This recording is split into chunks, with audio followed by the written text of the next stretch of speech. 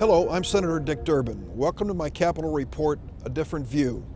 One of the most iconic pieces of real estate in the United States, if not the world, is the National Mall.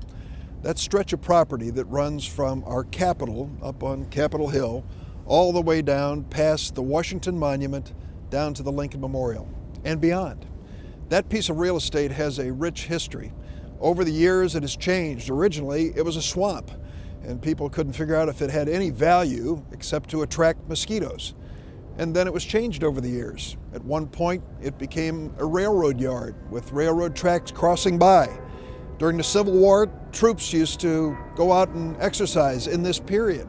They had cattle that were gathered on the National Mall and slaughtered for the troops. The story goes on. And then it started to become part of our national identity, transformed into a place and platform where things were being honored all across the nation. That National Mall is changing even today and will change in the future. And the National Park Service plays a critical role in its future and in maintaining it for America and for our children. I'm happy today to recognize and to accept as our guest on this show, John Jarvis, who is Director of the National Park Service. John Jarvis, thanks for joining us. How did you happen to get connected with the National Park Service? Well, I really began my career in the bicentennial, 1976, right here on the National Mall, and I served at the Jefferson National Memorial, my favorite, frankly, of the mall, and I've spent 35 years with the National Park Service. Well, I know that the National Park Service has some important places it's responsible for all around the nation. We're, of course, honored that the Lincoln home area is in our capital city of Springfield, Illinois. Absolutely. It's where my Senate office is located, so we work with the Park Service all the time. But thank you for what you do. Tell me, just in general terms, the Park Service's responsibilities. Well, the National Park Service was created in 1916, almost 100 years ago. We will be celebrating our 100th anniversary in 2016. And over that 95 years, we've been challenged and charged by the U.S. Congress and the President to be steward of really America's best places.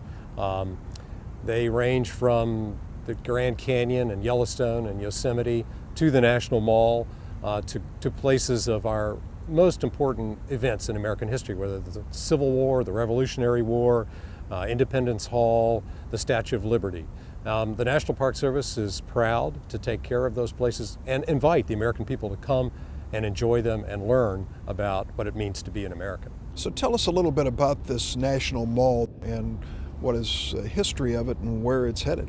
Well, you nailed it, as you said early on. The mall was actually, the concept behind it was created by Pierre L'Enfant at the request of George Washington in 1791.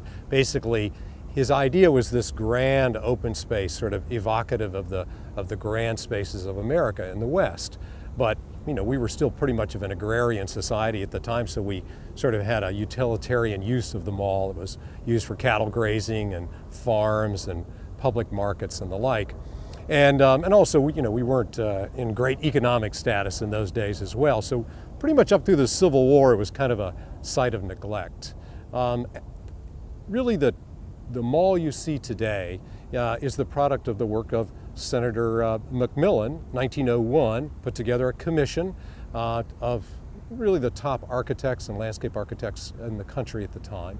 And they came up with what is known as the Mcmillan Plan, which is sort of the mall as you see it today. Really, the Washington Monument is the center, the axis upon which the Capitol, the Lincoln, the White House, and the Jefferson frame the National Mall.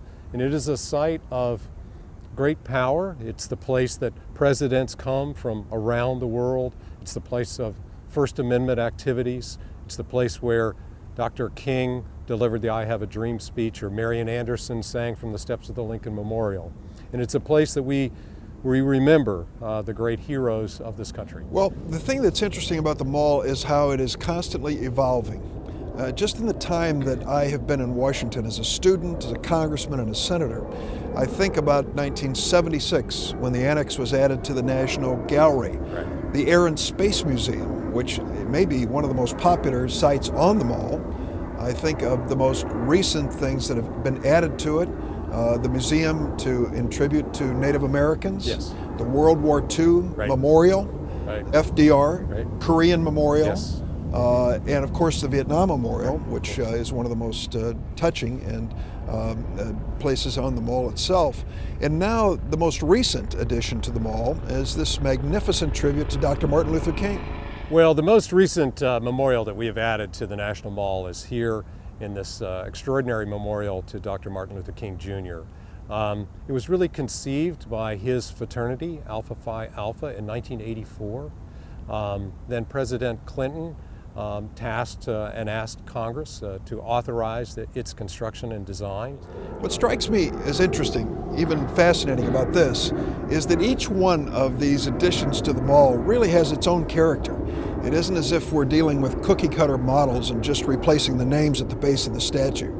Each one really does have a different character, and yet it seems to be linked together in terms of the message that we're trying to deliver about our nation. Absolutely. I think that there's a very complicated and long and somewhat arduous design process we go through because once these are built, these are here forever, and they must carry a loan so that someone can come here in the middle of the night and really feel the power of that particular memorial, not only the individual perhaps for what it stands, but the meaning behind it. And I think that is quite evocative here at the Martin Luther King Memorial. And this is, I think, an unusual one in that this molding into the granite and stone, the image of Dr. Martin Luther King emerging.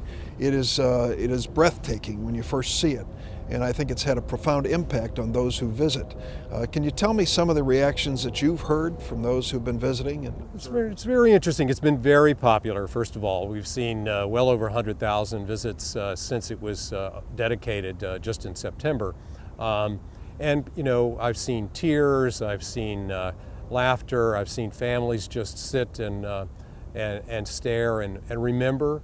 Many people come here who were on the mall in 1963 when Dr. King delivered his I Have a Dream speech from the Lincoln Steps.